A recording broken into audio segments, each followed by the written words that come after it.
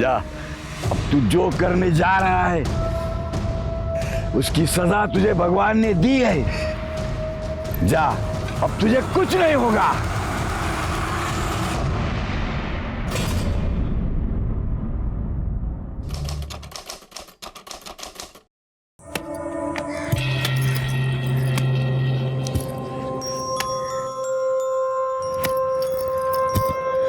वाह, क्या मस्त कुल्हाड़ी चलाती है रे तू। ऐसे जीवा पे चला दे, फिर देख तेरे मेरे लगन को कोई रोक नहीं सकता। मैं किसी के लिए भी कबीले की प्रथा नहीं तोड़ूंगी। ठीक है, मत तोड़, लेकिन कल मैं भी जा रहा हूँ और इस बार जीवा से दुगनी लूट लाऊंगा। तू तो बस लगन की तैयारी करके रख। छोड़ गाय को, चल निकल इधर से। वारे नरिया, तू तो बड़ा हो गया रे। मेरा होने वाला साला है, इसलिए तेरे को छोड़ रहा हूं मैं। हाँ, चल जा। ताई, मैं तेरे को बोल रहा हूँ, तू भाग जा इधर से, वरना ये जीवा और भीमा तेरे को जीने नहीं देंगे। नारिया, मैं चाहेगी भी ना तो भी मैं यहाँ से नहीं भाग सकती। क्यों नहीं भाग सकती? तू डरती है क्या? और तेरे साथ मैं भी तो आऊंगा तुझे इन लोगों से बचाने के लिए।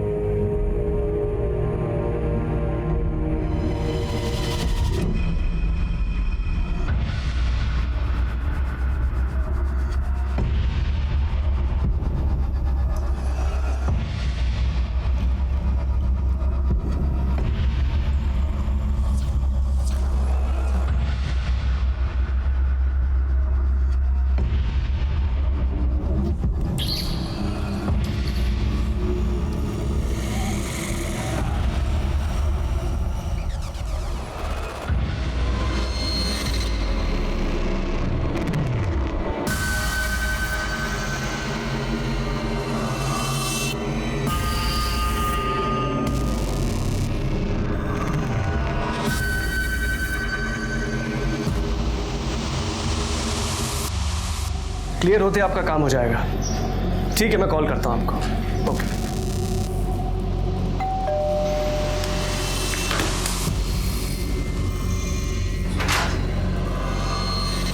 जी साहब, प्रफुल्ल वैद्य के नाम का पार्सल है।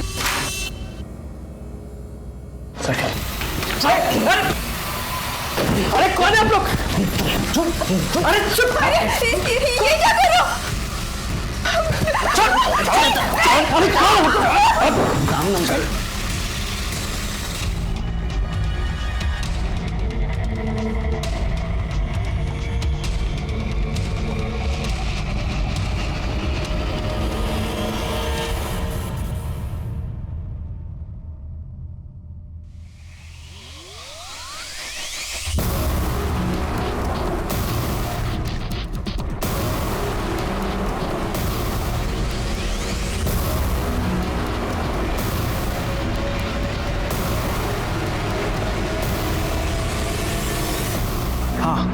काम हो गया है, बताओ किधर आना है।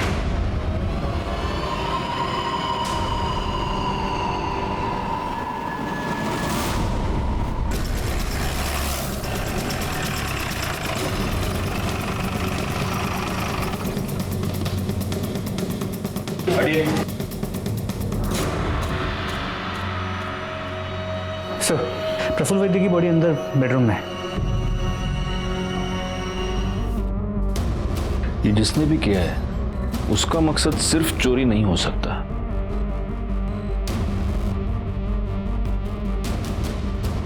सर, ये विक्टिम की वाइफ है, मंजरी वैद्य, सदमे में।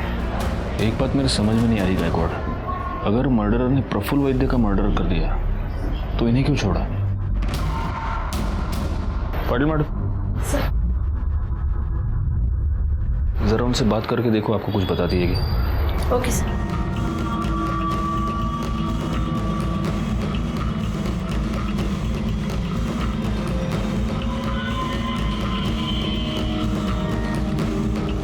सर, पूरा घर चेक किया पर मर्डर वेपन नहीं मिला।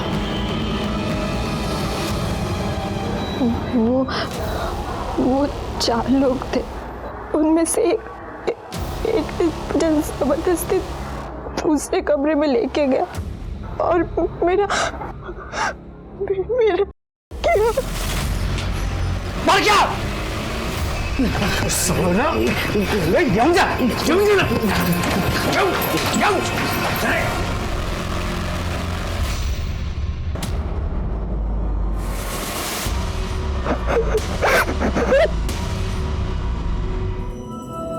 पाटिल मैडम, इनको तुरंत मेडिकल चेकअप के लिए हॉस्पिटल ले जाओ। Okay sir.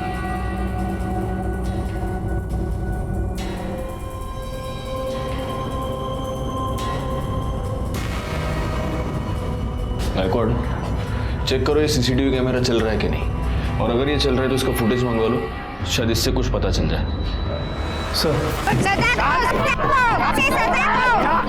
दो गलत काम किया है।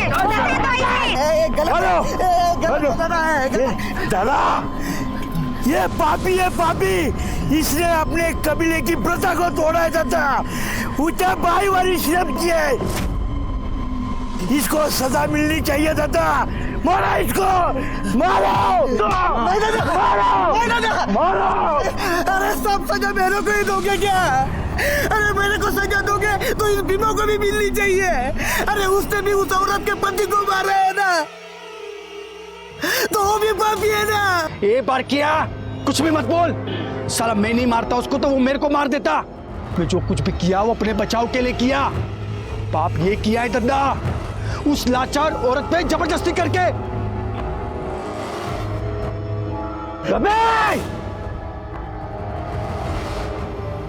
तूने जबरदस्ती करके पाप किया है, इसका थोबड़ा बिगाड़ दिया जाए। अक्का! गलत है दादा। फांसी से तोड़ना क्यों पाला फांस?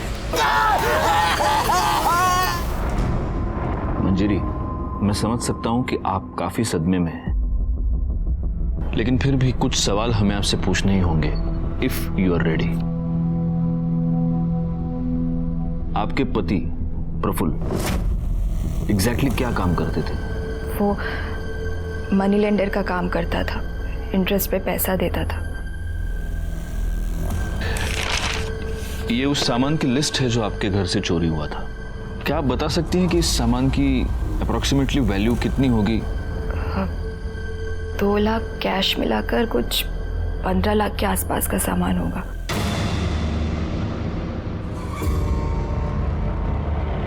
दादा, भीमा ने इस बार 25 लाख की लूट की है। 25 लाख 25 लाख। अरे तो सबसे बड़ा हाथ है किसी की हिम्मत है कोई भीमा से सबसे बड़ा हाथ मारने की? है कोई अपने कबीले में जो सबसे बड़ा हाथ मारेगा वो कामदा से शादी करेगा? है कोई अपने कबीले में? है क्या? शाबाश शाबाश भीमा, शाबाश। दादा, कामदानी जीवा कुठे गेले? दोनों दिख नहीं रहे। हाँ कुठे गेले दोनों? कामदा, जीवा, जाओ जाओ जाओ, उन दोनों को ढूंढ के लेके आओ। चलो बे, चलो चलो साथ में चलो। आपको किसी पर शक कोई है जो आपके साथ ये सब कर सकता है या करवा सकता है? सर, प्रफुल्ल ने काफ़ी लोगों को पैसा दिया था, पर उनमें से 3 क्रेडिटर्स ऐसे थे जो पैसे वापस करना तो दूर की बात, वो इंटरेस्ट भी नहीं दे रहे थे। कौन है ये 3 लोग?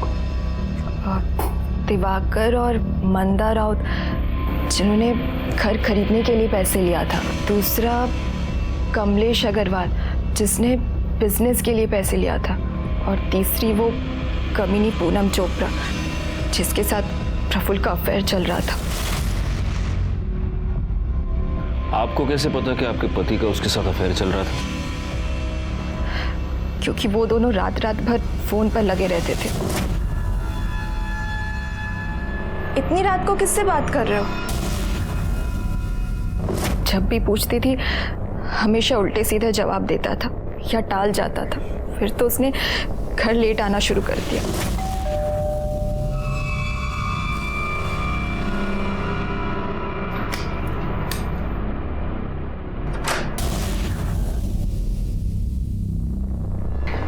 थे तुम? सुबह के 4 बजे हैं। तुमसे मतलब? सो जाओ चुपचाप। उसके बाद तो उसने मुझसे सीधे मुंह बात तक करना बंद कर दिया था। ए कामदा कुठे? तिकडे देख। ए जीवा, कामदा कुठे आहे तो? ए कामदा, क्या है रे? क्यों चिल्ला रहे हो? चला। ए मांगलिया, साला कुत्रिया, क्या हुआ? बाहेर आ. क्या कुठे? कामदा कुठे? मेरे को नहीं मालूम।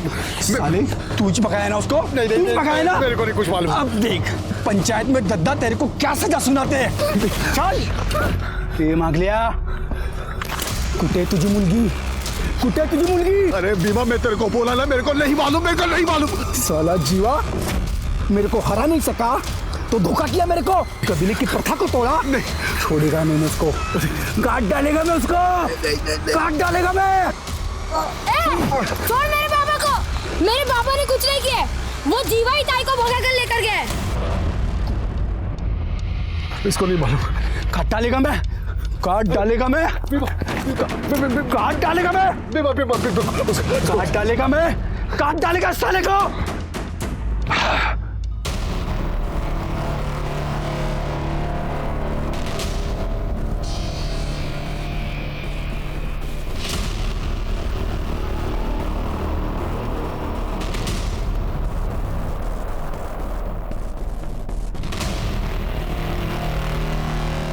दूसरा वीडियो लगाओ।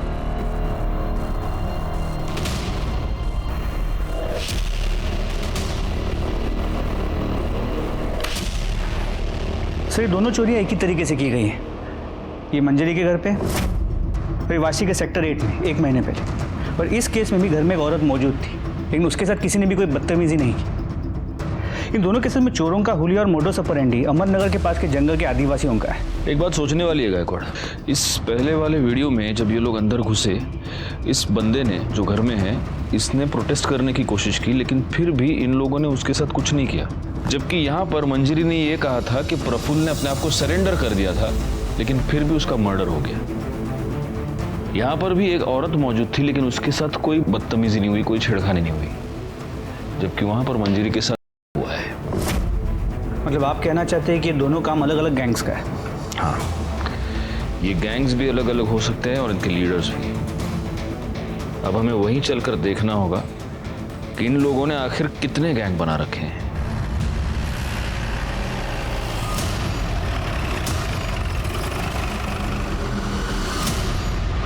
राजेश जाधव, गायकवाड़, करडी। हमारे यहाँ पर नवी मुंबई और ठाणे में 2 रॉबरीज हुई हैं और सीसीटीवी फुटेज से उन रॉबर्स की पहचान हुई है। आपके यहाँ पे जो आदिवासी इलाका है वहाँ के लड़के हैं, तो वहाँ चलना होगा। तो जाइए ना, रोका किसने? जाइए, पूछताछ कीजिए। जाइए मतलब आपको हमारे साथ चलना होगा ना, आपका ज्यूरिसडिक्शन है। दादा तुम्ही परत जा, नाही होणार आहे। क्यों? आप क्यों नहीं चलेंगे साथ? दादा ये आपका मुंबई नहीं है, आदिवासी एरिया है। ये लोग बात नहीं करते, सीधा हमला कर देते। पुलिस वाले होकर इतना डरते हो? हम लोग है ना साथ में, कुछ नहीं होगा, चलो। आप तो चले जाओगे मुंबई, झेलना तो हमें पड़ेगा ना। वर्दी पहनकर ऐसी बातें करते हो, शर्म नहीं आती? हमारे पास इस केस की कोई इन्फॉर्मेशन नहीं, हम नहीं चलेंगे। सर, अब इनके बिना तो वहाँ जाने का कोई मतलब ही नहीं है, ऊपर से ऑर्डर्स लाने पड़ेंगे। बघा गायतोंडे, उन आदिवासियों के बारे में जानना हमारे लिए बहुत जरूरी है। तो उनके पास जाने की क्या जरूरत है? वो एनजीओ वाला है ना, उससे पूछताछ कीजिए। आपके वाशी में ही रहता है वो, पता नहीं इन हलकट लोगों की क्यों मदद करता है वो। क्या नाम है उसका? सर, मेरा नाम विश्वास परब है। विश्वास, अहमदनगर के आसपास ये जो आदिवासी इलाका है, उन आदिवासियों के बारे में तुम क्या क्या जानते हो? यही कि इस समाज का हिस्सा होते हुए भी इस समाज से कटे हुए हैं। उनकी प्रथा है, लूटपाट करके ही वो अपना घर चलाते हैं। एक अलग सी दुनिया है, अलग से रीति रिवाज है। अगर लूटपाट के लिए कोई जा रहा है तो पूरा कबीला उसे हल्दी लगाता है, गुलाल लगाता है और भगवान से उसकी सुरक्षा के लिए प्रार्थना करता है। ये सब हुआ उनके लाइफस्टाइल के बारे में। उनकी क्रिमिनल एक्टिविटीज के बारे में कुछ बता सकते हो? सर नहीं, क्राइम होते हुए कभी देखा नहीं, पर सुना जरूर है। क्राइम को लेके उनकी कई सारी मान्यता है। तो तो एडवांस में वो खुद को सजा देते हैं ताकि उनका भगवान उन्हें माफ कर पाए और निडर होकर वो क्राइम कर पाए। अब तू जो करने जा रहा है उसकी सजा तुझे भगवान ने दी है। जा, अब तुझे कुछ नहीं होगा। अगर वो शहर में लूटपाट करने के लिए जाते हैं तो किसी को जान से नहीं मारते, किसी को नहीं करते, क्योंकि वो उसे पाप समझते हैं। क्या तुम्हें इस बात की पूरी गारंटी है कि वो कभी या मर्डर नहीं करते? बिल्कुल सर, उन्होंने बनाए हुए कानून को वो स्ट्रिक्टली फॉलो करते हैं। अगर कोई बनाए हुए कानून को तोड़ने की कोशिश करता है फिर वो उसे छोड़ते नहीं। अगर गलती से भी किसी से वो बनाए हुए कानून तोड़ेंगे और वो आदमी अगर भाग गया तो वो उसे ढूंढते हैं और उसे मार डालते हैं। वैसे इनकी पढ़ाई लिखाई का क्या हाल है? बेहाल है सर। जोक्स अपार्ट, पर हम जैसे एनजीओ जाते हैं और उन्हें पढ़ाते हैं। स्कूल तो है नहीं वहाँ पे, उन्हें तो बस यही सिखाया जाता है चोरी कैसे की जाती है, लूटपाट कैसे की जाती है। इसी से तो वो सर्वाइव हो पाते हैं। और एक अजीबोगरीब प्रथा है वहाँ पे, अगर लड़की बालिग हो जाती है तो उसका स्वयंवर किया जाता है और उस लड़की को उसी से ब्याह करना पड़ता है जो सबसे ज़्यादा लूट लेके आए। ऐसा ही होता है वहाँ पे सर। थैंक यू विश्वास, अगर ज़रूरत पड़ी तो हम तुम्हें वापस बुला लेंगे। थैंक्स। इस विश्वास के बयान के मुताबिक ये आदिवासी लोग किसी का भी रेप या मर्डर नहीं करते, तो ये हो सकता है कि मंजरी ने जिन 3 सस्पेक्ट्स के नाम लिए उनमें से किसी ने ये सब करवाया हो। तो फिर पॉसिबल है किसी ने इन्हें इस काम की सुपारी दी। और हाँ सर, प्रफुल्ल के घर के बाहर जो सीसीटीवी कैमरा था जिसमें वो चोर दिखे थे, वो फुटेज हमने मंजरी को दिखाया। मंजरी ने उसमें से उस आदमी को पहचाना जिसने किया था। उस फुटेज से उसकी फोटो निकलवाओ, वो फोटो सर्कुलेट करो, वो साला जहां भी है जैसा भी है उसको उठाओ। जी सर। इसके अलावा दिवाकर और मंदा राउत, हम उनके घर गए थे पूछताछ करने के लिए, लेकिन घर पे ताला था। पता चला है कि वो दोनों हनीमून के लिए गए हैं। कब गए हैं, कहाँ गए हैं, कब वापस आएंगे, किसी को नहीं पता। और वो दूसरा सस्पेक्ट क्या नाम है उसका? वो कमलेश अग्रवाल। अग्रवाल उसका क्या हुआ? सर वो राजस्थान गया हुआ है, कल लौटेगा। और वो तीसरी चोपड़ा, पूनम चोपड़ा? सर पूनम चोपड़ा का नंबर हमने प्रफुल्ल के कॉल रिकॉर्ड से निकलवाया। उसके डिटेल्स निकालो और फौरन उसके घर जाकर उसकी पूछताछ करो।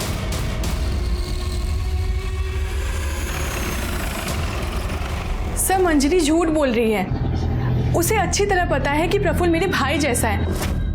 और सर अफेयर प्रफुल्ल का नहीं मंजरी का चल रहा है। मंजरी का अफेयर किसके साथ? सर ये तो नहीं पता, पर मैंने सुना है कि मंजरी का किसी के साथ अफेयर चल रहा है। मतलब आप अफवाहों की बात कर रही हैं, लेकिन हमें मंजरी ने कंफर्म बताया है कि तुमने प्रफुल्ल से लोन लिया था। अरे मैंने प्रफुल्ल से 1 रुपए तक नहीं लिए, तो लोन तो दूर की बात है।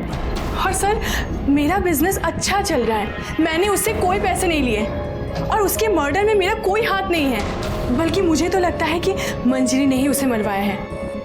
वैसे भी जीना हराम करके रखा था प्रफुल्ल का उसने।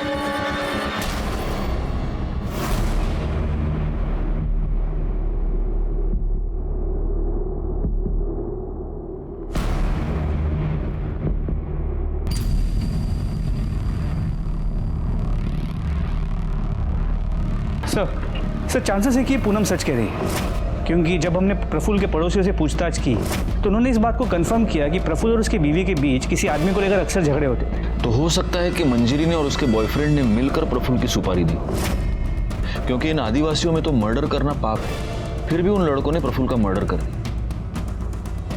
एक काम करो गायकवाड़, मंजरी के कॉल रिकॉर्ड्स निकलवाओ और उन तीनों सस्पेक्ट्स के भी कॉल रिकॉर्ड्स निकलवाओ जिनका नाम मंजरी ने लिया है। क्योंकि ऐसा है कि सिर्फ पूनम के कहने पर हम ये नहीं मान सकते कि उसका प्रफुल्ल के साथ कोई अफेयर नहीं था या उसने प्रफुल्ल से कोई पैसे नहीं लिए थे। सर सेक्टर 8 के पीछे नदी के पास एक लाश मिली है।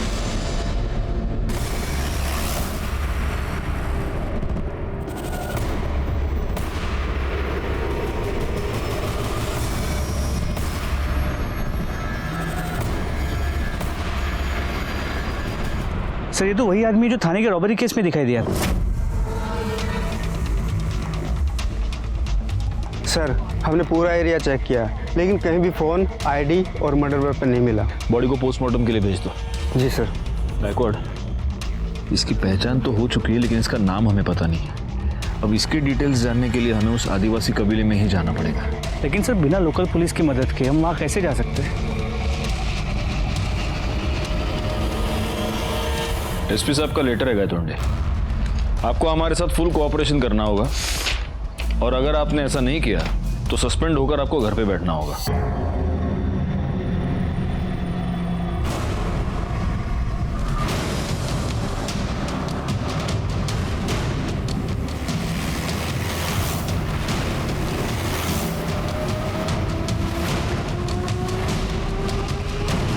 पुलिस? दादा दादा दादा पुलिस आ रही है दादा, पुलिस।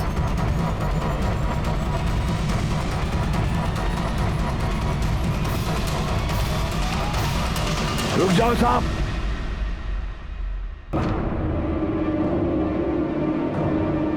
जैसे आए हो वैसे निकल जाओ, वरना तुम लोगों के लिए अच्छा नहीं होगा ये।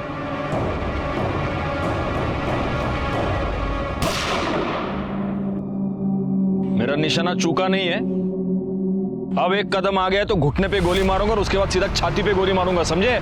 हम मुंबई से आए हैं, यहां की पुलिस नहीं है। करेंगे कुछ नहीं, सिर्फ तुम्हारे कबीले के हर घर की तलाशी लेंगे, और इसमें अगर किसी ने होशियारी की तो सीधा उठा के गाड़ी में डाल दूंगा। करेगा? तुम लोगों के पास ये इतना सारा सोना कहां से आया? हाँ? जंगल की लकड़ी काट के इतना सोना मिलता है क्या? हाँ साहब, ये सब हमें जंगल से ही मिलता है। ये जंगल ही हमारा भगवान है। गायकवाड़, कमाल लगा। Sir ready.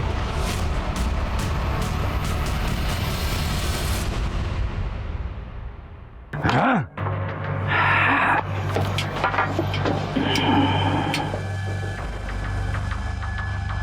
ये इसके चेहरे को क्या हुआ? ओ, लापरवाही की वजह से उसको सजा मिली है। गरम तेल उसने अपने थोपड़े पे डाल लिया है। सर, बहुत सामान मिला है।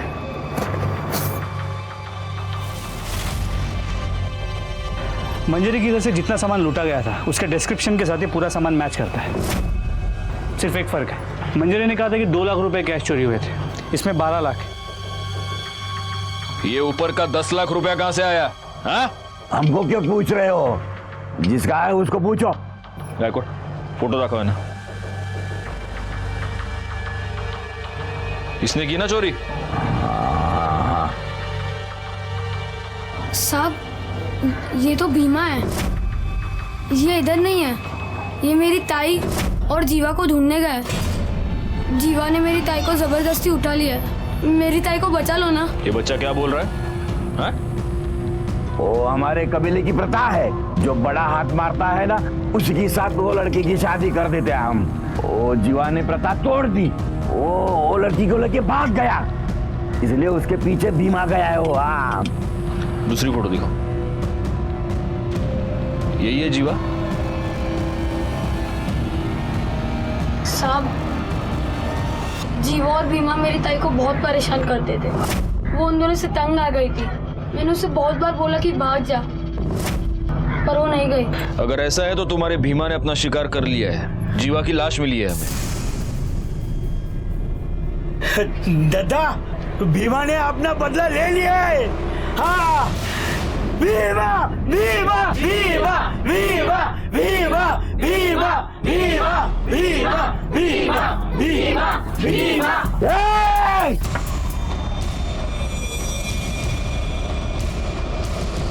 अभी आपको जो पूछना था वो पूछ लिया, इससे ज्यादा हमें कुछ पता नहीं। जाओ जाओ, यहां से जाओ।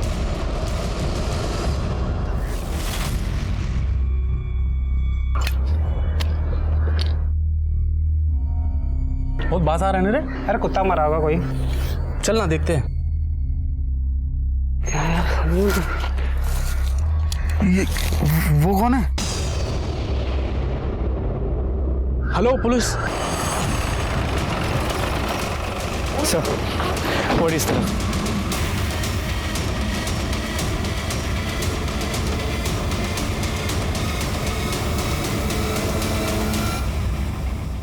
सर, ये पक्का भीमा ही है। बॉडी काफी डिकम्पोज हो चुकी है, कम से कम मरे हुए 1 या 2 दिन तो हो गए होंगे। इसे भी जीवा की तरह ही मारा गया है। सर, पूरा जंगल छान मारा, ना कोई मोबाइल मिला ना आईडी। सर, कोई मर्डर वेपन नहीं मिला। बॉडी को पोस्टमार्टम के लिए भेज दो। सर, पोस्टमार्टम रिपोर्ट के मुताबिक भीमा का मर्डर 2 दिन पहले दोपहर 3 से 5 के बीच हुआ है, जबकि जीवा का मर्डर उसी दिन सुबह 8 और 9 के बीच हुआ। अगर हम ये मान लेते हैं कि भीमा ने जीवा को मारा है, फिर भी भीमा को किसने मारा? किसने मारा ये तो पता नहीं, लेकिन इन दोनों का मर्डर एक ही बंदे ने किया है, ये तो तय है। कहीं इस कामदा का कोई तीसरा आशिक तो नहीं है?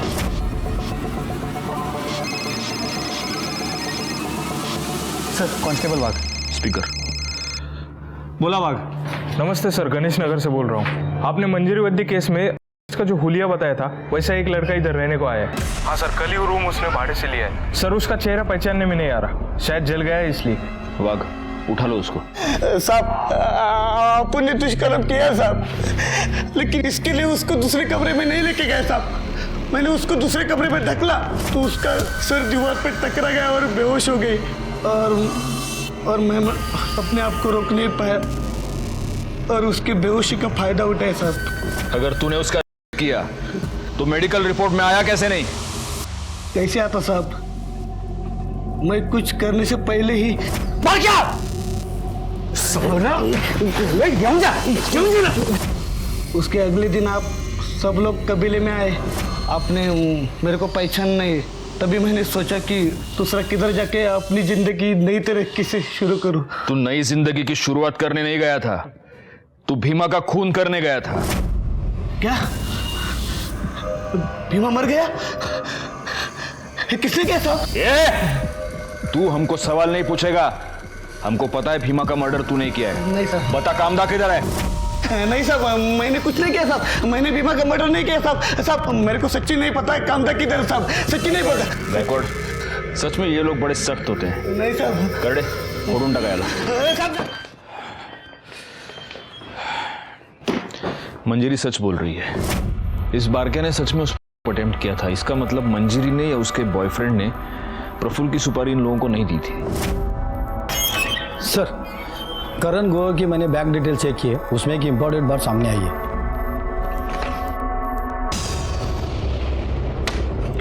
गायकवाड़, मंजरी और करण दोनों को बुलाओ। सर, हम मानते हैं कि हम प्रफुल्ल से पीछा छुड़वाना चाहते थे, लेकिन उसके लिए उसका मर्डर नहीं करवा सकते। करवा सकते नहीं ग्रोवर, तुमने मर्डर करवा दिया और इस बात का सबूत है हमारे पास।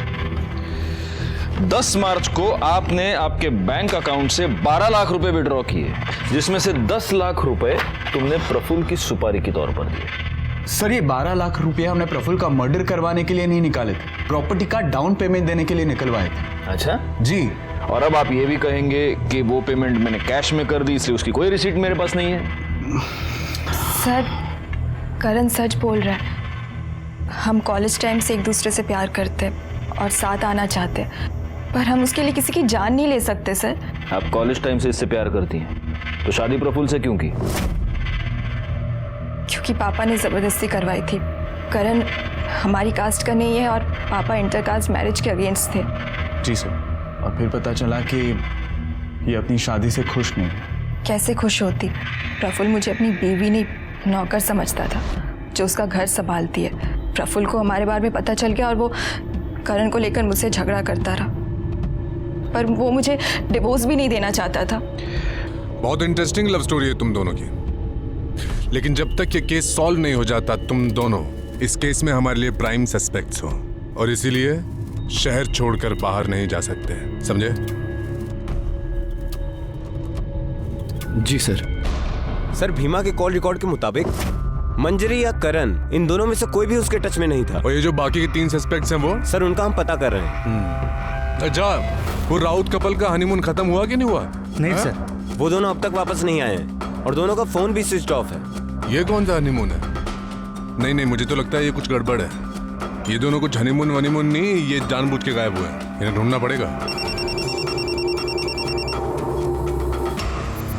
हाँ, विश्वास? सर, मुझे अभी कांता का फोन आया था, बहुत घबराई हुई थी सर।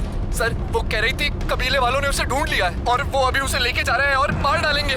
सर, मैं और कुछ पूछता तब तक फोन बंद हो गया। सर, कुछ कीजिए प्लीज प्लीज सर।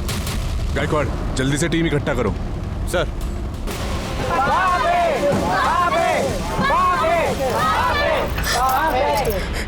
कामदा, तूने जीवाजी के साथ भागकर अपने कबीले की प्रथा तोड़ी है।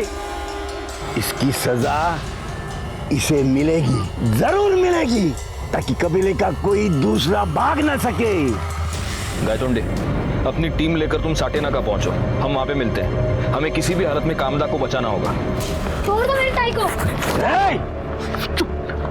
इसने कबीले की प्रथा तोड़ी है, इसको सजा मिलनी चाहिए। चुप चुप चुप। गायतोंडे चला चला लवकर।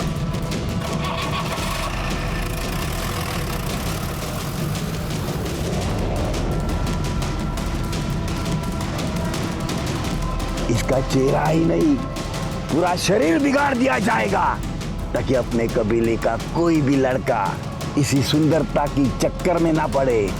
अक्का! बाबे, बाबे, बाबे, बाबे। चलो पीछे पीछे हटो, ठोक दूंगा ना जाकर को, हटो।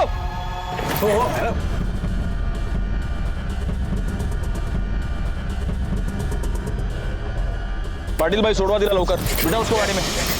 कामदा, तू ये मत समझना कि तू बच गई है। तुम्हें कहां से भी हम उठा के लेके आएंगे ताकि तूने किए की सजा तुझे।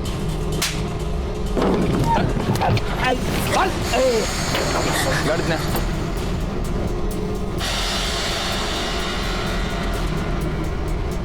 चले, चला चल।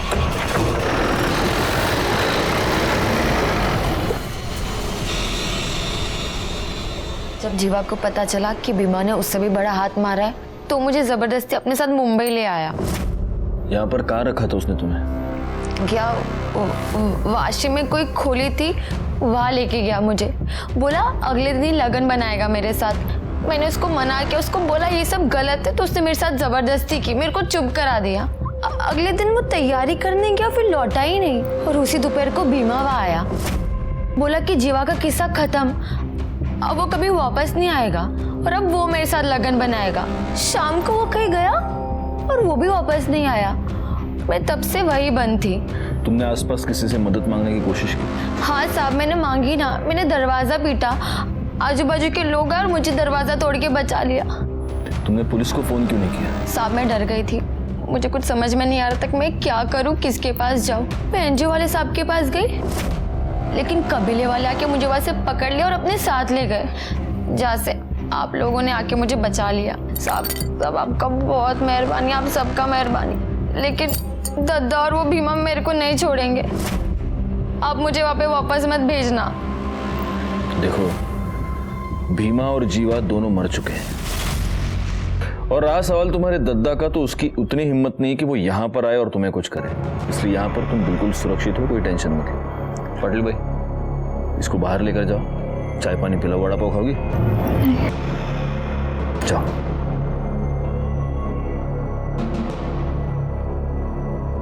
सर, राउत फैमिली के बारे में एक इम्पोर्टेंट बात पता चली।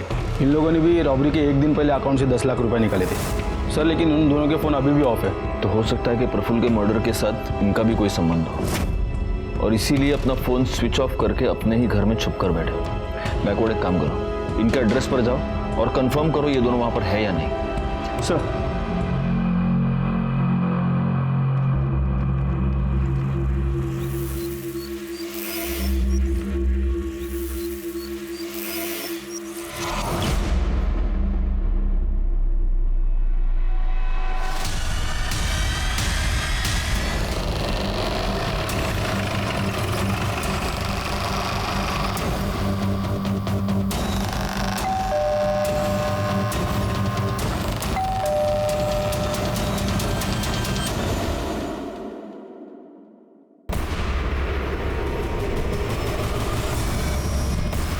करड़े सर, दरवाजा तोड़ा।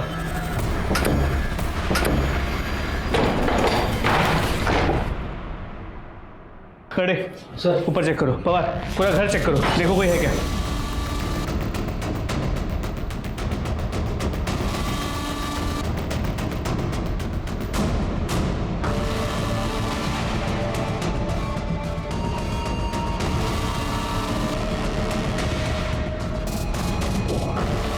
सर कोई नहीं है। सर ऊपर कोई नहीं है। हमें थोड़ी सी देर हो गई, मुझे लगता है वो लोग अभी कुछ ही देर पहले भागे। एक काम करो, पूरा घर अच्छे से वापस चेक करो, देखो कुछ एविडेंस मिलता है क्या। सर जल्दी। उस दिन हम दिवाकर और मंदा राउत तक पहुंचने में थोड़े से लेट हो गए, लेकिन उनके घर से हमें कुछ ऐसे अहम सबूत मिले जिनकी वजह से प्रफुल्ल के मर्डर केस को सॉल्व करने की हमारी उम्मीदें बढ़ गई। चली गई? ऐसे कैसे चली गई? पाटिल मैडम, मैंने आपको बोला था उस पर नजर रखने के लिए। सर मैंने उसको इधर ही बिठा के रखा था और स्टोर रूम में गई थी मैं फाइल लाने, वापस आके देखा तो वो इधर नहीं थी। ठीक है, चलो चलो सीसीटीवी फुटेज चेक करते। एक मिनट, ये कौन है?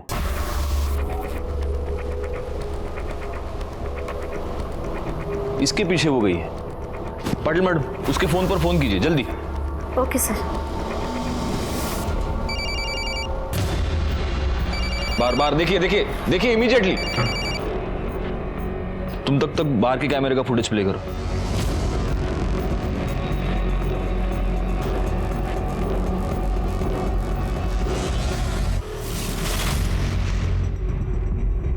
सर ये कामदा का फोन बाहर ही पड़ा था।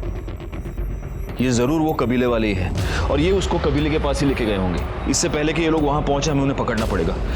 ये फोन ले लो और देखो इसमें कुछ मिलता है क्या। चला दीपक।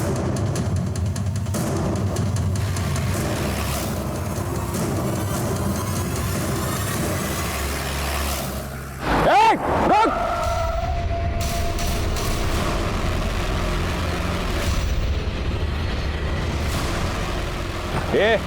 अभी अगर होशियारी की ना तो तुम्हारी इस दद्दा की खोपड़ी खोल दूंगा मैं। सर राउत कपल ने अभी नासिक के गेस्ट हाउस में अपने डेबिट कार्ड से चेक इन किया है। फौरन नासिक पुलिस को इन्फॉर्म करो, उन्हें राउत कपल की डिटेल्स भेजो और उनको कहो कि उन्हें अरेस्ट करे और फौरन वाशी भेज दे। बोल, तूने प्रफुल्ल की सुपारी दी थी कि नहीं? बोल। प्रफुल्ल के मर्डर के एक दिन पहले तुमने अपने अकाउंट से 10 लाख रुपए निकाले थे जो तुमने भीमा को दिए। तुम्हारे घर से वो फाइल भी मिली है जिनमें उन लोगों के नाम हैं जिनको प्रफुल्ल ने इंटरेस्ट पर पैसे दिए थे। उसमें तुम्हारा भी नाम है। वो फाइल तुम्हारे पास कैसे आई? बोल। सर वो प्रफुल्ल से हमने घर खरीदने के लिए कैश में पैसे लिए थे और हमें इंटरेस्ट बहुत भारी पड़ रहा था, इसलिए हमने सोचा कि अगर वो फाइल ही गायब हो जाए तो कोई सबूत ही नहीं रहेगा कि हमने उससे कोई पैसे लिए थे। हाँ साहब, मुझे पता चला कि कोई ट्राइबल गैंग है। मैंने उनमें से बीमा का नंबर निकाला और उसे प्रफुल्ल के बारे में बताया कि वो वहाँ से अच्छी खासी रकम लूट सकता है और अगर वो प्रफुल्ल को मार के मुझे ये फाइल दे देगा तो मैं उसे 10 लाख दूंगा। उसने यही कहा साहब। काम हो गया, बताओ किधर आना है। गायकवाड़, प्रफुल्ल के मर्डर के जुर्म में इन दोनों को अरेस्ट करो। सर, कामदा के फोन से हमें एक इंपॉर्टेंट लीड मिली है।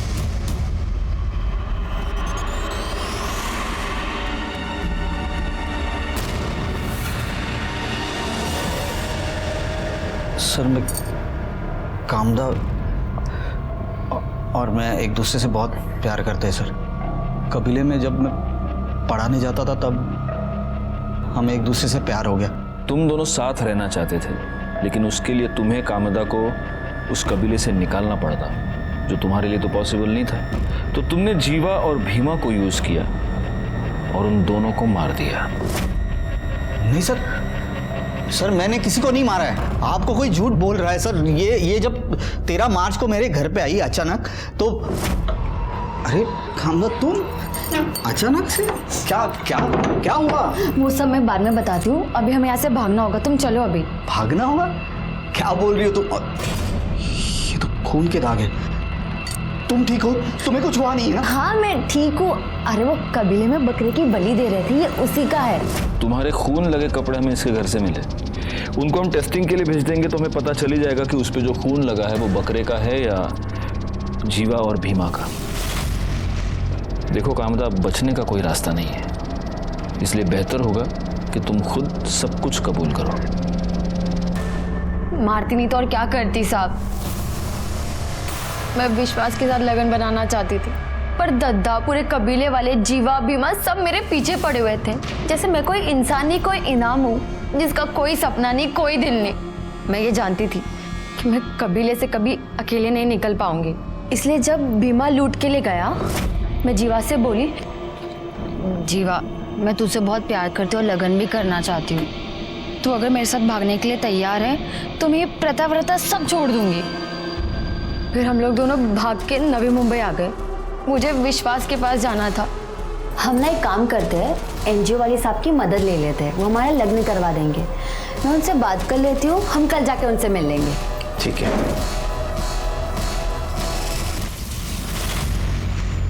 फिर मैंने भीमा को जीवा के फोन से कॉल करके बोला, हेलो। मैं बहुत मुश्किल से जान बचा के निकली है। जीवा ने मुझे पकड़ लिया था। फिर मैं भीमा को किसी सुनसान जगह पर बुलाई ताकि कोई हम दोनों को देख ना सके। कामदा, जीवा और भीमा के मर्डर के जुर्म में मैं तुम्हें अरेस्ट करता हूँ। कामदा ने कबीले की प्रथाओं से निकलकर अपना अलग घर बसाने का सपना देखा, लेकिन इस सपने को पूरा करने के लिए उसने गलत रास्ता इख्तियार कर लिया और उसकी वजह से 2 लोगों की जान गई। दूसरी तरफ राउत कपल ने उसी इंसान की जान ले ली जिसने उन्हें घर खरीदने के लिए पैसे दिए थे। इन दोनों केसेस में सामने आता है इंसान का लालच और स्वार्थ। जब हमारा स्वार्थ हम पर हावी हो जाए तो समझ लेना चाहिए कि ये आने वाले जुर्म की दस्तक है। मैं सीनियर इंस्पेक्टर राजेश यादव आपसे विदा लेता हूँ। दोबारा मिलूंगा, तब तक सतर्क रहिए और देखते रहिए क्राइम पेट्रोल दस्तक, क्योंकि मकसद बताना नहीं, बचाना है। जय हिंद।